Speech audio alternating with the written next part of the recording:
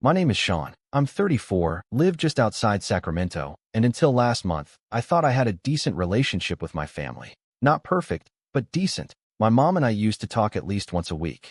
My younger brother, Nate, 22 and fresh out of college, was the golden child, and I don't say that bitterly. It was just a fact, like how some kids are allergic to peanuts. Nate got praised for breathing.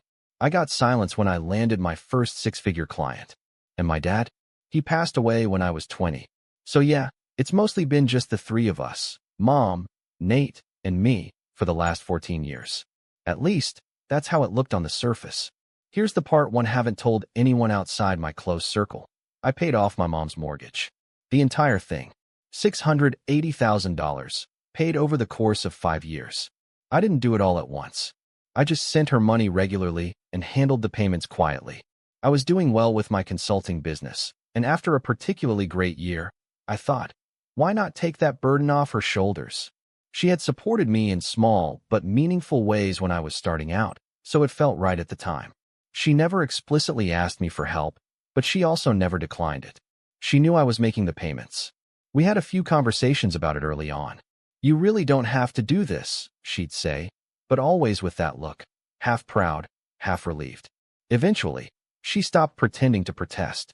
After a while, it became routine. I'd cover the mortgage, and she'd handle the groceries or take Nate on vacation. I didn't mind. It wasn't about recognition. At least, not then. Nate, on the other hand, barely noticed. He thought Mom had landed some miracle refinance, or won a scratcher, or had a sugar daddy. I'm not joking.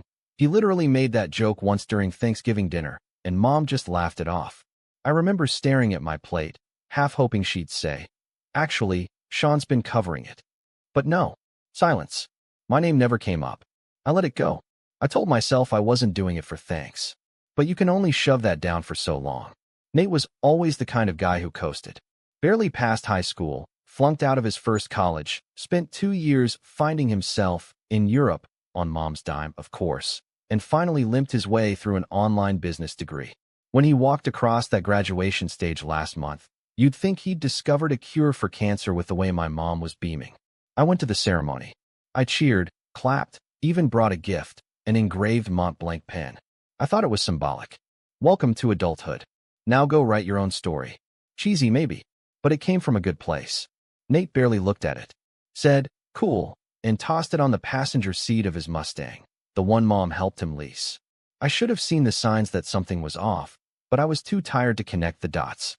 And then, a week later, I got the call. Sean, I wanted to tell you something before the party, Mom said. Her voice had that overly sweet tone she used when she knew she was about to say something crazy. We've decided to gift Nate the house. As a graduation present. I was quiet for a few seconds.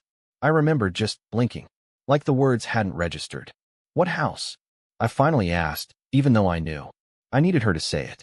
This house. My house. Well, you know, the family house. I paused. The one I paid off. She laughed nervously. Well, technically, it was in my name. And you know, family is family. You've got your business, your apartment. Nate's just starting out. There was this hum in my ears. Like static. I wasn't even angry at first. I was stunned. You're giving him the house. The one I've paid the mortgage on since 2018. Oh, sweetie, don't make it about money. It is money, $680,000 of it. You think I was just doing that for fun? I thought you were doing it for family, she snapped. Then softer, look, this isn't about you. It's about setting your brother up for success. I wish I could say I handled it gracefully, that I took a deep breath and calmly hung up. But I didn't. I laughed. Not a ha-ha funny laugh. More of a broken, you've got to be kidding me laugh. Then I said, so I'm guessing I'm not invited to the party either? There was a pause. Then she said, well, Nate feels like your energy might bring down the celebration. You know how he is. He wants it to be positive. I didn't say another word. I hung up. That night, I sat on my couch with a glass of whiskey, the Mont-Blanc pen lying on the table in front of me, and I thought about every single time I'd swallowed a slight. Every time Nate got a pat on the back for something I did better. Every time my mom conveniently forgot the truth of who kept her afloat. But here's the thing. I wasn't alone. My uncle, Dad's brother, called me 2 days later. He said, you heard? I said, yep. He said, you coming? I paused. To what? The party. Apparently, I'm not welcome. There was a beat of silence. Then he said, well, I'm going. But I'm bringing something they're not expecting. And that's when the gears started turning. 3 days later, I showed up anyway.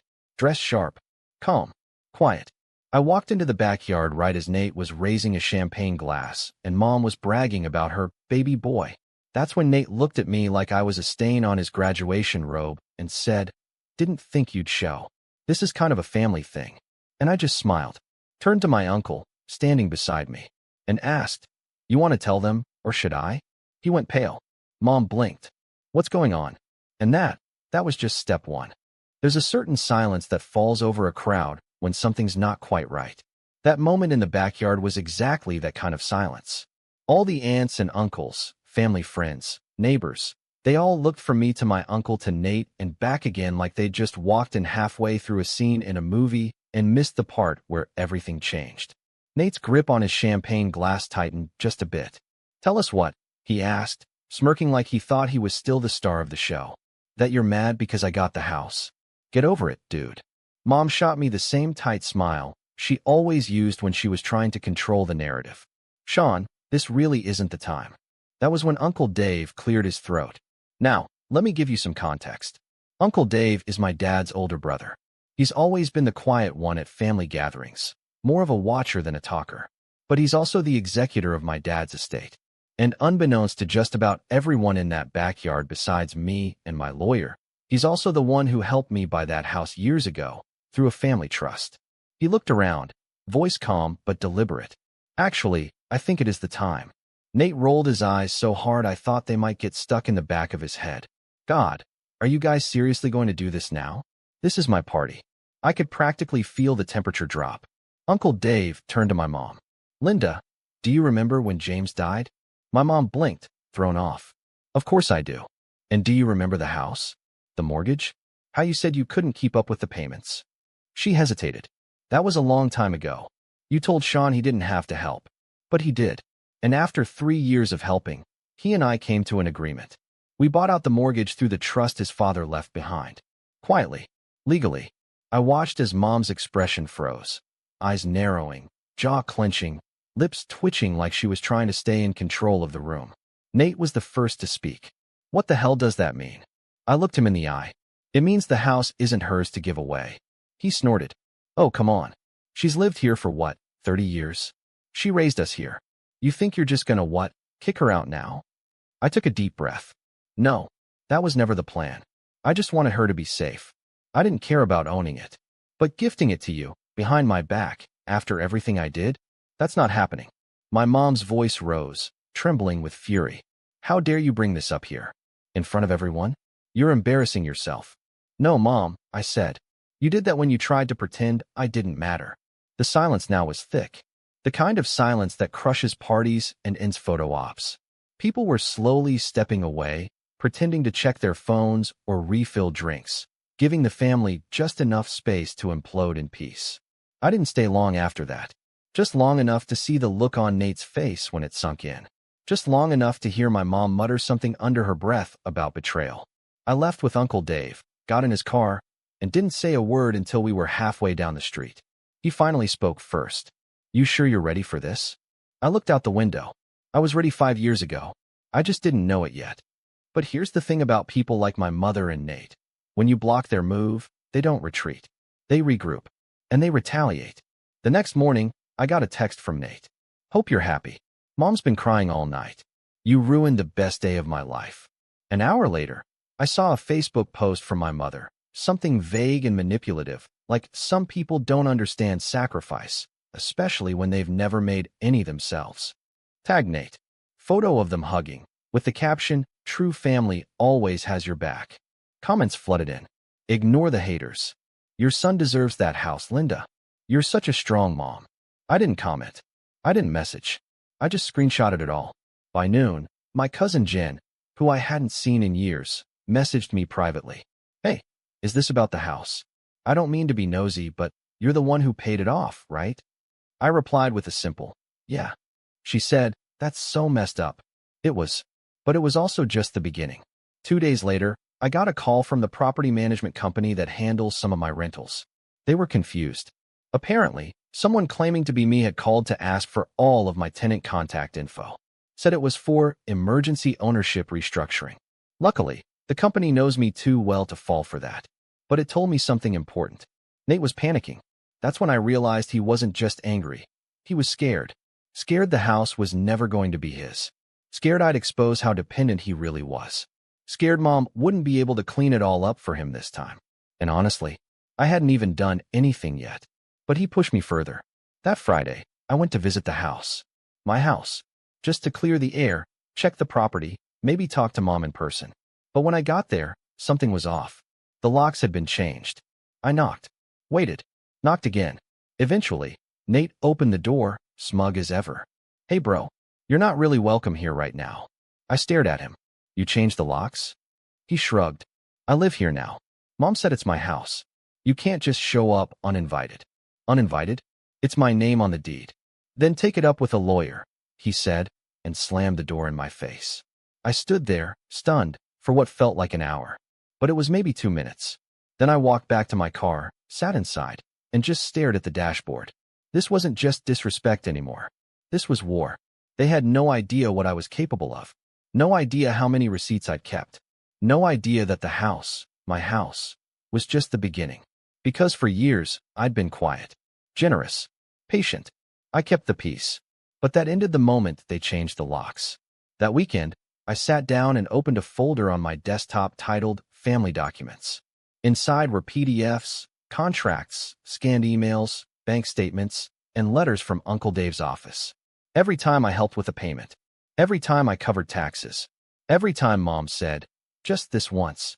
And I said, sure. I organized everything. Timeline, ownership records, statements. And I called my lawyer. But before I took any official steps, I had one more card to play. Because Nate's graduation party? That wasn't the big event. Not really. The big one was coming the following weekend. A huge extended family barbecue, annual tradition. Dad's side and Mom's side. The kind where people fly in, bring dishes, make speeches. The one where Nate was supposed to announce that he'd be moving into the house and taking over as the new man of the family. Yeah, that one. And I had no intention of missing it. Because when I said, that was just step one, I meant it. The Monday after Nate slammed the door in my face, I found myself doing something I hadn't done in years. I took a sick day, not from a 9-to-5. I run my own consulting business, but from life.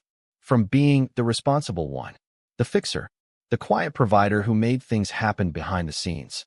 I turned off my phone, pulled the curtains in my apartment, and sat on the floor in a hoodie with a mug of black coffee growing cold beside me.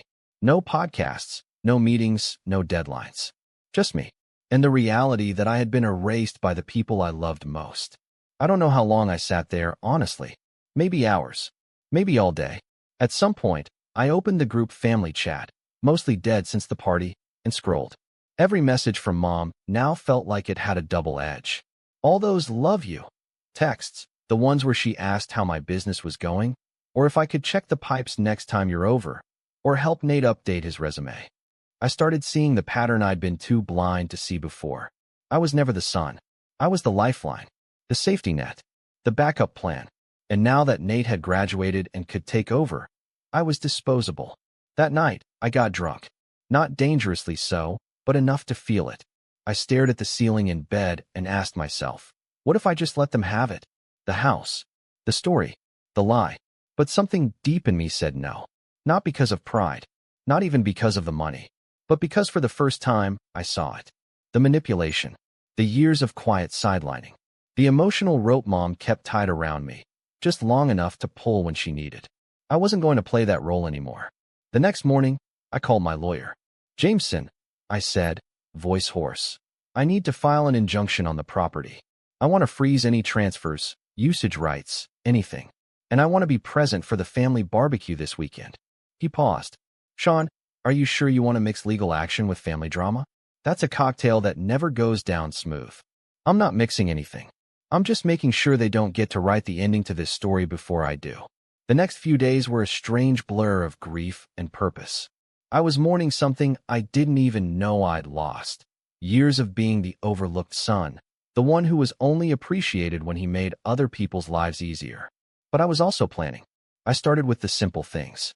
Cleared my schedule, told my clients I'd be taking a short sabbatical, reorganized my office, cleaned out my fridge. Not because I suddenly wanted to live cleaner, but because chaos outside makes order inside feel like an anchor. Then I went through my documents again. I found emails from my mom that flat out said things like, "I'm sorry again for leaning on you so much financially. You've basically been the co-owner of this house for years." I found messages from Uncle Dave confirming transfer of deed authority. I even found the scanned copy of the trust paperwork, showing clearly that the property had been moved into the family trust under my name as primary beneficiary. They had nothing except noise. And noise only works when the other person is too scared to speak up. By Thursday, I was back to hitting the gym in the mornings. I hadn't touched a treadmill in months, but somehow the rhythm of it, the sound of my feet hitting the belt, the steady heartbeat in my ears, felt like therapy. I started cooking again, too. Real meals. Not microwave dinners or whatever app delivered the fastest. Something about cutting onions, simmering sauces, plating food, it grounded me. On Friday, I met with Uncle Dave for coffee. He looked exhausted. "I'm getting calls every day," he said, stirring his espresso. "Your mom's trying to guilt me. Nate called me a snake. They think I sided with you." "You told them the truth," I said. He nodded. "It doesn't matter. They don't want the truth. They want the version where you're the villain." I looked out the window at the cafe patio, people sipping lattes in the autumn sun, completely oblivious to the storm I was about to walk into. "Let them," I said. "They've already written me out of the story. I'm just editing the last chapter." Uncle Dave reached into his folder and handed me a copy of the updated deed. My name. Clear as day. "This'll shut it down if they try anything. But you still sure about showing up Sunday?" I looked at the paper for a long moment, then nodded. "Yeah, I'm not hiding anymore." The morning of the barbecue, I woke up early.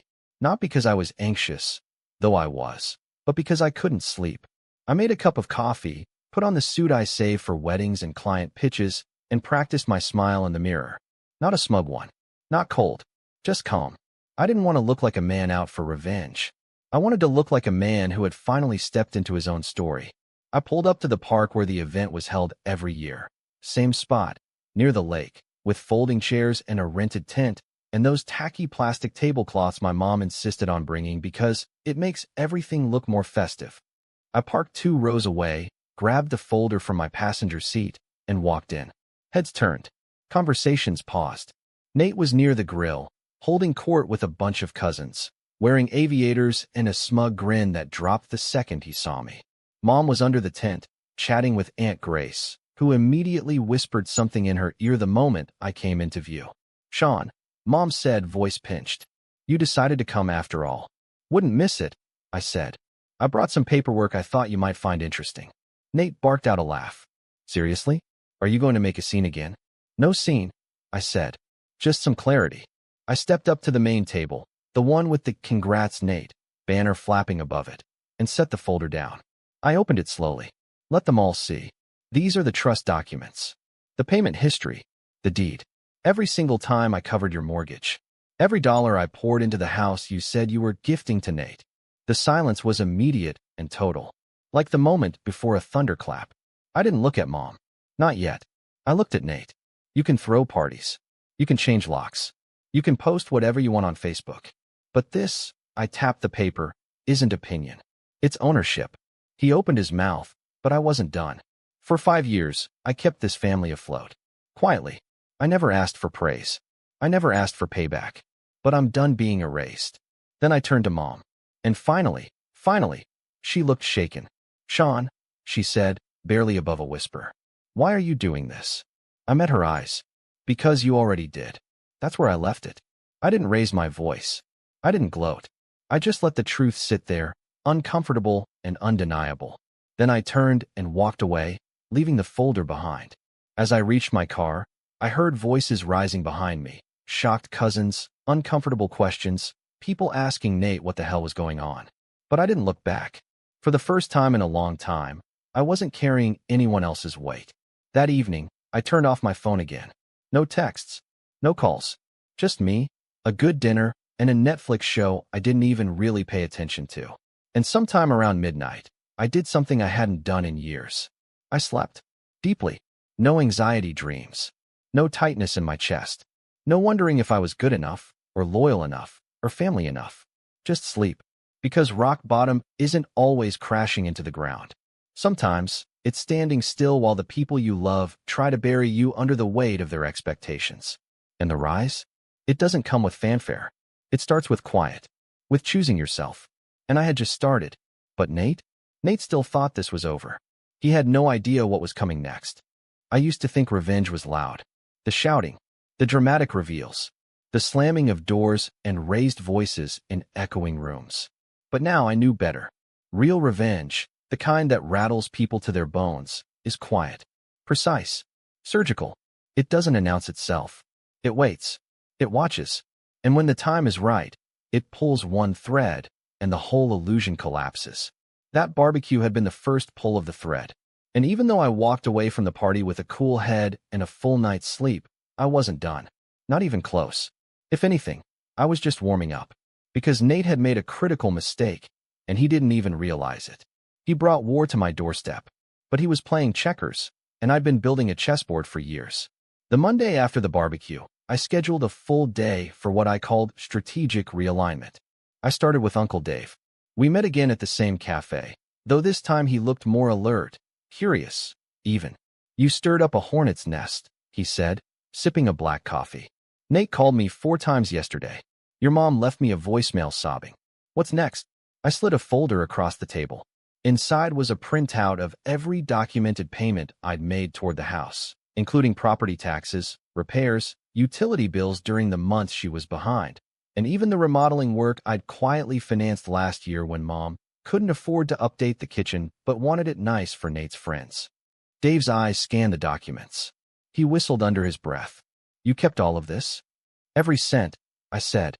"They want to treat me like I'm replaceable. Like I don't matter. But they're sitting on a house I've already paid for, twice over." He glanced up. "You thinking of selling?" I shook my head. "Not yet. But I want the paperwork airtight. I want it locked down. No asset transfers, no emergency changes, no squatters' claims. I want them to know they're on borrowed time." "Borrowed?" he asked. I smiled. "Interest-bearing." He chuckled but nodded. "All right. I'll prep the documentation. What about Nate?" That was the next step. I didn't just want Nate out of the house. I wanted him to understand why. To feel the slow unraveling.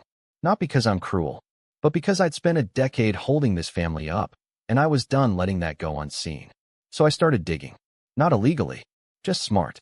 Remember how I said I run a consulting business? I have clients in everything from finance to logistics to HR tech, which means I've picked up a few very handy tools and contacts along the way. It didn't take much effort to figure out that Nate, for all his arrogance, had been embellishing his resume during job interviews.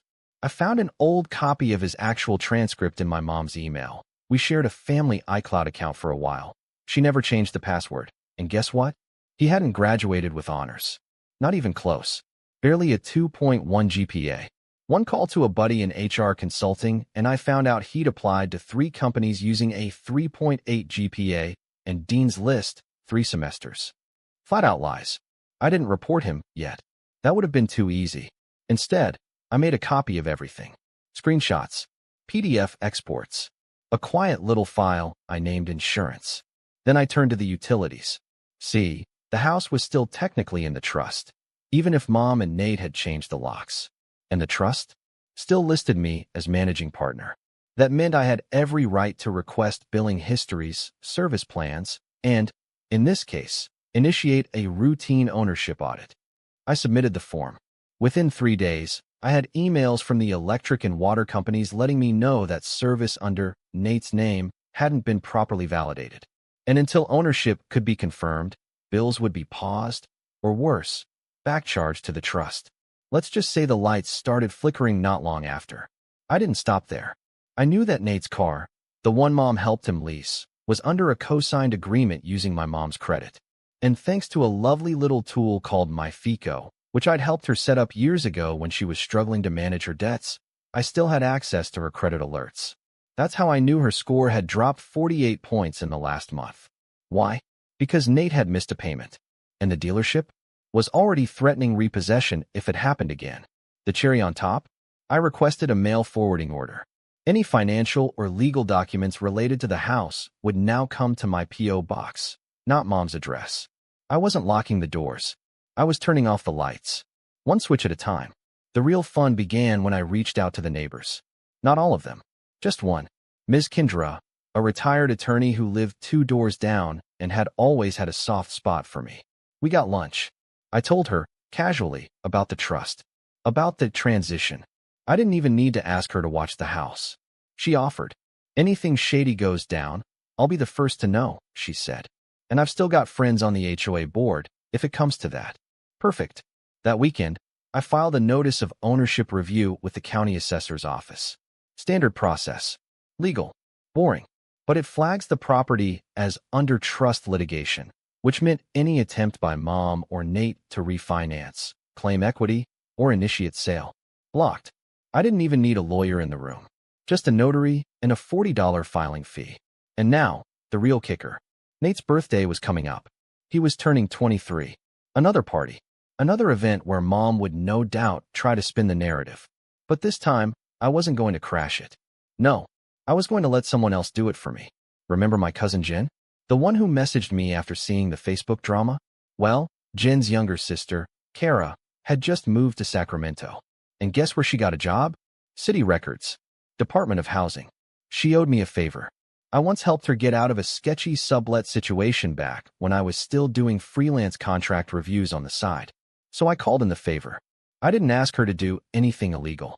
I just asked her to review a few public filings to make sure everything around the property was in order. What she found? 2 things. 1, Mom had recently attempted to file a transfer of ownership intent, a poorly written, unfiled document she'd handed off to her accountant, who wasn't even certified anymore. She'd tried to sneak it into the county clerk's office a week before the barbecue.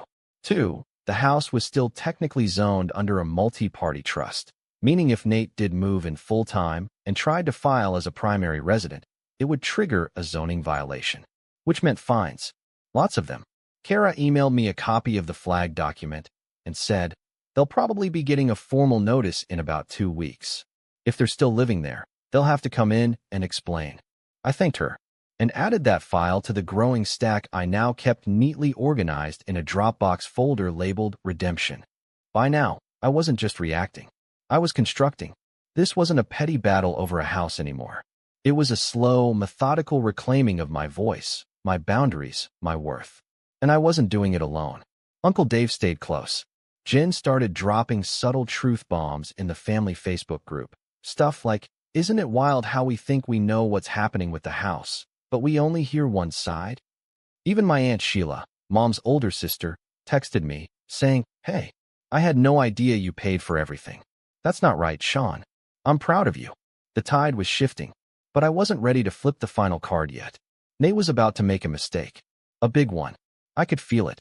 His ego wouldn't let him go quietly, and I wanted to be there when it happened. Because sometimes revenge isn't about the knockout. Sometimes, it's about letting your opponent throw every punch until they tire themselves out swinging at a man who's already 2 steps ahead. And when that moment came, I'd be ready. Nate's 23rd birthday landed on a Saturday. Of course it did. The invitations had been trickling across social media all week. Facebook events, Instagram stories, even a short TikTok clip of Nate standing in front of the house with the caption, "New chapter starts now, #blessed #homeowner," followed by him clinking a glass of champagne with my mom on the front porch. You'd think he invented real estate. He made sure to tag all our extended family, especially the ones who'd missed the graduation party fiasco. The message was clear, look at me. I won. What he didn't know was that the clock had been ticking the moment he posted that video. And at precisely 9 a.m. on his big day, it hit 0. The first domino fell with a knock on the door. According to Ms. Kendra, who was watering her front garden at the time with her phone accidentally recording, Nate answered the door in a bathrobe, blinking against the sunlight, holding a protein shake. 2 officers from the county assessor's office handed him a thick envelope. Inside, a formal notice of zoning violation, citing the property's classification under the still active trust. The violation included a warning about non-permitted renovations, thanks to the open kitchen remodel I'd paid for, but never filed under Nate's name. and an advisory that the house was legally ineligible for full-time residential use under current documents until trust disputes were resolved. In plain English, he wasn't allowed to live there. Penalties, $500 a day starting immediately, with an audit scheduled in 10 business days. Failure to vacate could result in a court order. Nate must have called Mom in a panic because 5 minutes later, her car pulled up. She stormed into the house, didn't even glance at Kendra, who was now accidentally trimming hedges within earshot. But the fun didn't stop there. 2 hours later, 11:15 a.m., a sleek silver tow truck rolled up. Nate's Mustang was parked in the driveway, polished and posed like some kind of prize on a game show. Well, guess what?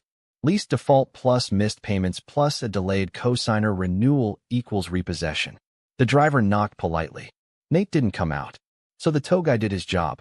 In front of half the guests who had already arrived early to set up balloons and streamers, the Mustang was winched up and wheeled out, taillights disappearing down the street, while Nate yelled from the porch, barefoot, robe flapping in the wind. By noon, most of the guests had quietly RSVP'd via text. A few stayed behind, pretending to help set up, while obviously waiting to see what would happen next. But the real hammer? That came at 2 p.m., just as the grill was being lit. Just as Mom had pulled out a tray of those awful mini quiches she swore everyone loved. Just as Nate had put on his best "this is all fine" face and was posing with a party hat for some Instagram story captioned, "Can't kill the vibe." That's when I arrived. Not loudly, not uninvited, just calmly, in a black polo and jeans, folder under one arm, sunglasses on. People looked over, whispering. Nate froze mid-laugh.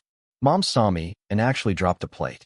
"I told you not to come," she said, eyes sharp. "I'm not here for the party," I said. "I'm here for the house." She opened her mouth, probably to make a scene, but before she could say anything, a second car pulled up behind me. My lawyer, Jameson, stepped out. Full suit. Messenger bag. He didn't say a word, just handed Mom and Nate each a copy of the legal packet I prepared over the last month. "This is an official notice of repossession and trust enforcement," I said clearly, loud enough for the guests to hear. "Effective immediately." "What the hell does that mean?" Nate asked, voice rising, face turning red. "It means," Jameson said, "you're trespassing on a trust-owned property, and you've been notified of non-compliance with zoning and legal requirements. As of this moment, you are required to vacate the premises until formal review is complete." "You can't be serious," Mom said, laughing nervously, as if that would make it go away. "Oh, I am," I said, locking eyes with her for the first time since the barbecue. "See, I've been patient.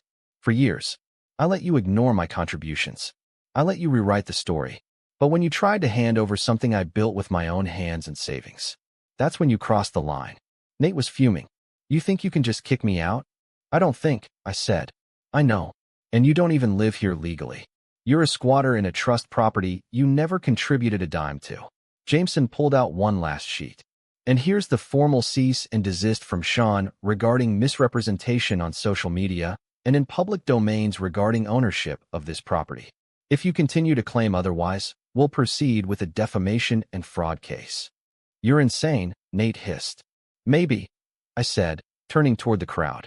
"But I'm also the guy who paid off this house, who paid the bills, who made sure Mom didn't lose it after Dad died. And I've got every single receipt." A heavy silence fell over the backyard. Mom looked like she'd swallowed glass. Nate was vibrating with rage. The guests started quietly packing up their stuff, one by one, like they were escaping a sinking ship. Aunt Sheila gave me a nod as she left. "Took you long enough," she muttered. Uncle Dave pulled up not long after, just in time to hand Jameson a set of new keys. The locksmith followed 15 minutes later. By 4 p.m., Nate and Mom were sitting on the curb in front of the house, bags beside them. All their stuff still inside. But they couldn't go back in, because I'd changed the locks. Legally, calmly, quietly. I didn't kick them out forever. I'm not a monster. But I did enforce a mandatory 30-day cooling period, during which they were barred from entering the property unless supervised, and only to retrieve belongings. I gave Mom a generous relocation stipend from the trust, something I didn't have to do. Nate got nothing. Well, not nothing. He got a new lease in a shared apartment an hour away, working part-time at a logistics startup where his fake resume didn't help him very much once they saw his actual transcripts. Mom tried texting, calling, leaving long voicemails filled with guilt and Bible quotes. But I didn't answer. I needed space. Not just from them, but from the part of me that used to let this happen. I spent the next few weeks fixing up the house. I hired contractors, finished the remodel I'd started, repainted the upstairs, replaced the worn carpet in the living room with hardwood. I didn't move in. Not yet. I just made it mine. For the first time. Because sometimes, revenge isn't about ruining someone else's life. It's about reclaiming yours. And that's exactly what I did. 75 million for misleading users over child safety. Yeah, so it's like we've already taught it how to be incredibly addictive and manipulative. It knows how to seduce us. It knows how to get us hooked. Yeah. It knows, and you know, the question is really, will this super intelligence even give a shit about us? Will it even care? Which is like that. Well, we're on our way to stop breeding, right? We're on our way to population collapse. And if we keep introducing all these petrochemical products and all these different pesticides and weird things that are fucking up our endocrine systems, we'll eventually stop having children. And if it provides us with the technology to have robot mates that just love you, and when you fart in front of them, they go, Duncan, I love your honesty. That smells great. I love your honesty. Yeah. I love how you can just be yourself around me. Like, I want to fart in your face. Please do it. Yeah. Please do it. It's like perfect 10. Yeah. Let you fart in her face. Will like, you fart in my face too? No one's going to even understand what people are and be able to communicate with people. Everyone's going to be a sociopath. You're all going to have a robot that's way better than people that you know, that takes care of you, gives you exactly the right amount of feedback you need, knows when you're getting annoyed. Yeah, see, now you're getting into Rocco's basilisk territory now. What is that? Well, that's the thought experiment, which is basically like, hold your horses here. You think you're not AI? You really think you're human? Come on. Really? No, you're a human. This isn't a simulation. You're a human. Even though we, you know, it wasn't that long ago, we thought fire was fucking amazing. You know what I mean? Compared to universal time. Right. And here we are already with like the new Prometheus. We've stolen consciousness, awareness. And somehow you think that actually you're not a simulation. Right. And so that's where it gets into Rocco's basilisk, which is like, no, you're just an iterative loop. You know, the multiverse is not the multiverse. The multiverse is an infinite number of simulations running simultaneously in which you're experiencing a billion different simulated existences just to gain more knowledge about the universe because some AI wants to figure something out. Who knows why? Maybe for entertainment. Maybe there's no telling. Maybe it's just that's because of our curiosity and all our characteristics, even the primal stuff, even like the territorial instincts and the desire to acquire resources. It's going to make us dig into creating better technology because you're in a competition with all these other people that are making technology and you're selling it. And that's one of the big things that we do is we make better stuff all the time. That's right. Which is ultimately always going to lead to AI. Well, okay. If you just keep going to a certain direction, you get godlike powers. So right? Let's go to like the way DeepMind trained on Go, which is like the most complex game. Basically, they gave it as many Go games as they could. And then it started inventing its own moves. And had it play against itself. Right, just play against itself. It played God knows how many games of Go against itself until it beat a master Go player, which was unheard of, invented a new move. Now, why not do the exact same thing for the AI that we are? Which is like, I've got an idea. Why don't we just put all these AI agents on a fake planet and have the AI agents repeat this period in time over and over and over and over and over and over and over and over and over and over and over and over and over again? And this is how we'll teach them.